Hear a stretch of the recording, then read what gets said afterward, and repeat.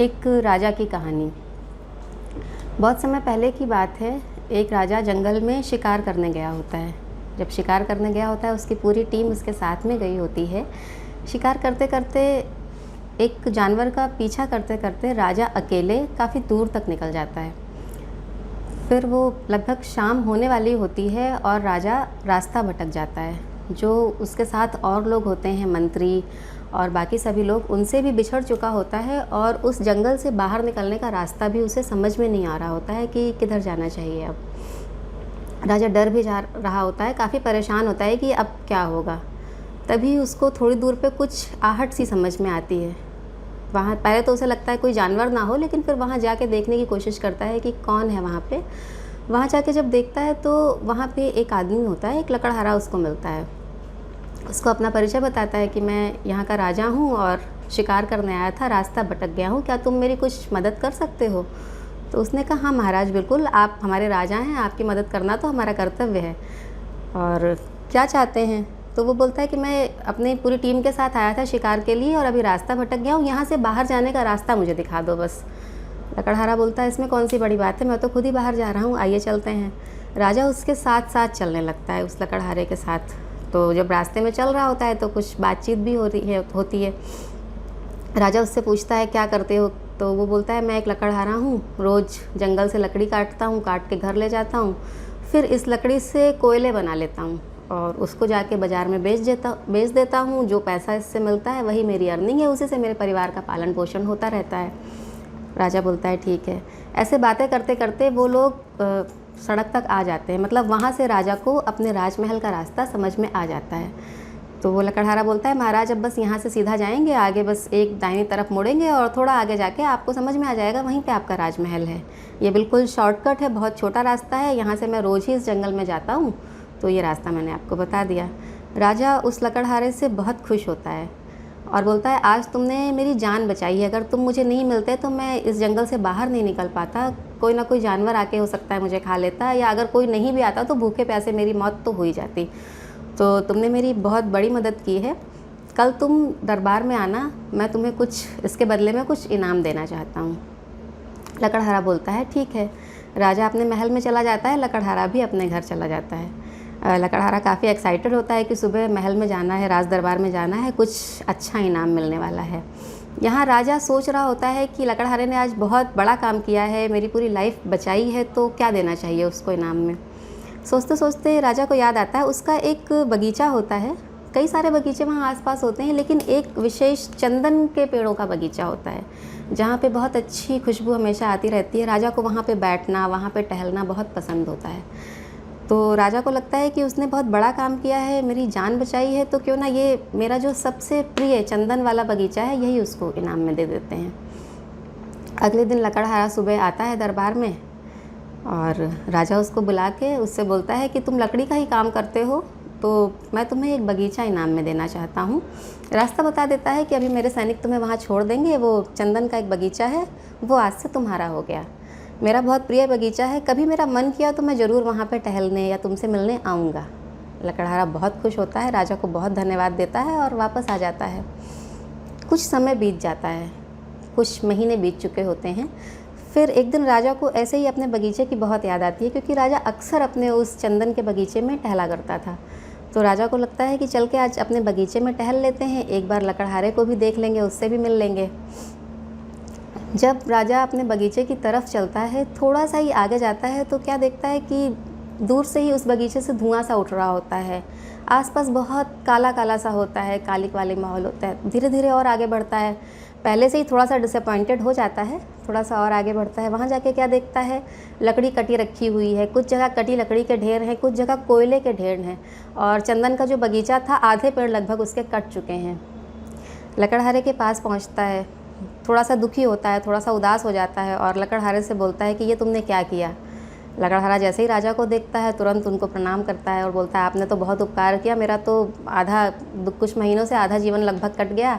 ऐसे ही अगर एक दो बगीचे और मिल जाते तो मेरा तो पूरा जीवन ऐसे ही कट जाता। तो राजा उससे बोलता है कि तुमने जो किया वो ठीक नहीं किया, लेकिन लकड़हारे को समझ में नहीं आ रहा होता है कि उससे गलती क्या हुई है। तो बोलता है, महाराज, मैं नहीं समझ पा रहा हूँ आप क्या कहना चाहते हैं, मैंने पहले ही बताया था मेरी जीविका का साधन यही है, मैं लकड़ी काटता हूँ, उसका कोयला बनाता हूँ और उसको बेच देता हूँ। राजा बोलता है मैं तुम्हारा इसी बगीचे में इंतज़ार कर रहा हूँ, आज तुम ये लकड़ी का टुकड़ा ले जाओ और इसको बाज़ार में बेच के आओ। लकड़हारा लकड़ी का टुकड़ा उठाता है और बाज़ार में जाता है।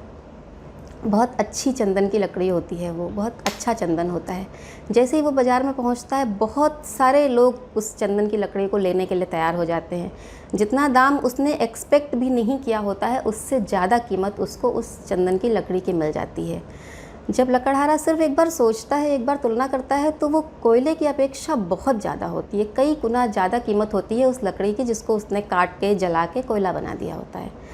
बहुत दुखी होकर लकड़हारा वापस आता है, राजा के चरणों में गिर जाता है, बोलता है महाराज मुझसे बहुत बड़ी गलती हो गई, मुझे कभी आइडिया ही नहीं लगा, मुझे कभी पता ही नहीं लगा कि ये लकड़ी इतनी ज़्यादा कीमती है। दोस्तों, बहुत बार हम सभी के जीवन में ऐसा होता है। आज हम बात करना चाहते हैं टाइम के बारे में, समय के बारे में। हम लोग अपना बहुत सारा टाइम इसी तरह से वेस्ट कर देते हैं, इसी लकड़हारे की तरह सोच के।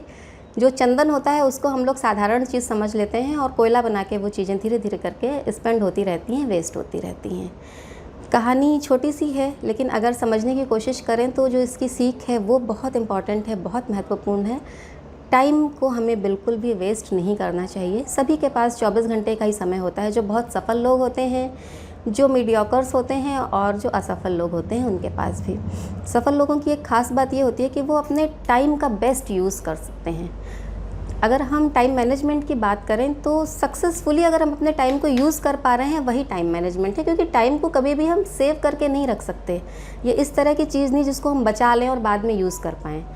टाइम हमेशा रनिंग फॉर्म में है, अगर हम उसको सक्सेसफुली यूज़ कर पा रहे हैं, वही बेस्ट टाइम मैनेजमेंट है। तो थोड़ी सी बात करेंगे टाइम मैनेजमेंट के बारे में। छोटी छोटी कुछ 2-4 चीज़ें, कुछ टिप्स आपको बताऊंगी, उसको फॉलो करके कैसे हम ज़्यादा से ज़्यादा अपने टाइम को सक्सेसफुली यूज़ कर सकते हैं। क्योंकि बहुत कॉमन समस्या है इस टाइम, सभी कंप्लेन करते हैं कि टाइम नहीं मिल पा रहा है, टाइम नहीं होता है, बहुत सारे काम पेंडिंग हो जाते हैं।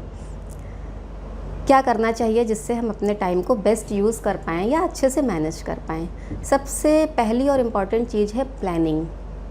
बहुत बार हम क्या करते हैं, अपने आप को बिज़ी रखते हैं, बहुत सारे काम हम करते रहते हैं, लेकिन प्रॉपर प्लानिंग के अभाव में भी हम चीज़ें अच्छे से मैनेज नहीं कर पा रहे होते हैं। तो अगर टाइम मैनेज करना चाहते हैं, टाइम को बेस्ट तरीके से सक्सेसफुली यूज़ करना चाहते हैं, तो प्लानिंग मस्ट है। जो कुछ भी करना है, हर दिन छोटे छोटे प्लान्स हमारे पास होने चाहिए कि कब, क्या, कैसे और कितना करना है।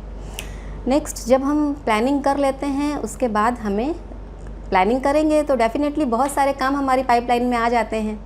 फिर हमें अपनी प्रायोरिटीज़ डिसाइड करनी होती हैं, क्या पहले करना चाहिए और क्या बाद में करना चाहिए। कौन सा ऐसा काम है जिसको तुरंत निपटाना बहुत ज़रूरी है और कौन सा ऐसा काम है जो थोड़ा सा वेट कर सकता है, जिसको थोड़ी देर के लिए हम कुछ टाइम के लिए होल्ड कर सकते हैं। तो प्लानिंग के बाद प्रायोरिटीज़ को ज़रूर डिसाइड करिए और उसके अकॉर्डिंग अगर हम काम करेंगे तो हम अपने टाइम को बेस्ट यूज़ कर सकते हैं या सक्सेसफुली अच्छे से मैनेज कर सकते हैं। नेक्स्ट है, we should make best use of our prime time. अब प्राइम टाइम क्या होता है? 24 घंटे का कोई ऐसा समय होता है, हम सभी के साथ होता है, जो बहुत, जिसमें हमारा ब्रेन सबसे ज़्यादा एक्टिव होता है, जब हमें चीज़ें बहुत ज़्यादा समझ में आ रही होती हैं, चाहे वो स्टडी से रिलेटेड हो या कोई भी काम हम करना चाहते हैं। उस टाइम पे हम कम टाइम में ज़्यादा से ज़्यादा काम कर सकते हैं, हमारी जो एफिशिएंसी है वो बहुत ज़्यादा हो जाती है। तो वो जो हमारा प्राइम टाइम होता है उसका बेस्ट यूज़ करना चाहिए, उसको वेस्ट नहीं करना चाहिए। ये कोई भी टाइम हो सकता है, सुबह का टाइम, कुछ लोग का सुबह ब्रेन बहुत ज़्यादा एक्टिव होता है, कुछ लोग दोपहर में पीसफुली ज़्यादा काम कर पाते हैं, कुछ लोग इवनिंग में, और कुछ लोग ऐसे भी होते हैं जो रात के समय बहुत अच्छे से काम कर पाते हैं, बहुत एफिशिएंटली अपना काम कर पाते हैं। तो जो भी आपका प्राइम टाइम है, ये आपको एसेस करना है, उसको बेस्ट यूज़ करना है, उसको बिल्कुल भी वेस्ट नहीं होने देना है। जो हमारे बहुत ज़रूरी काम है उनको हम प्राइम टाइम में कर सकते हैं और बाकी काम हम अपने रनिंग दूसरे टाइम में भी कर सकते हैं। एक और चीज़ जो बहुत ज़्यादा इम्पॉर्टेंट है वो है टाइम लिमिट। हमेशा हम कई बार काम करना शुरू कर देते हैं लेकिन हम उसके लिए कोई टाइम लिमिट नहीं डिसाइड करते, इससे भी टाइम वेस्ट हो जाता है। अगर हम टाइम लिमिट डिसाइड कर दें कि हाँ, हमें ये काम करना है और इतनी देर में इसको ख़त्म करना ही करना है, तो भी हम अपने टाइम को अच्छे से मैनेज, अच्छे से यूज़ कर सकते हैं। तो जो भी प्लानिंग करिए, जब भी अपनी प्रायोरिटीज़ डिसाइड करिए, जब भी टारगेट्स बनाइए कि हाँ ये काम करने हैं, जब भी शेड्यूल बनाइए, हमेशा टाइम लिमिट ज़रूर रखिए। कितनी देर में इसको ख़त्म करना है। उससे एक फ़ायदा और मिलेगा, हमारा कंसंट्रेशन भी बहुत अच्छा हो जाएगा, क्योंकि हमें पता है कि इतनी देर में हमें इस चीज़ को ख़त्म करना है। Last but not the least, evaluation बहुत इम्पॉर्टेंट है।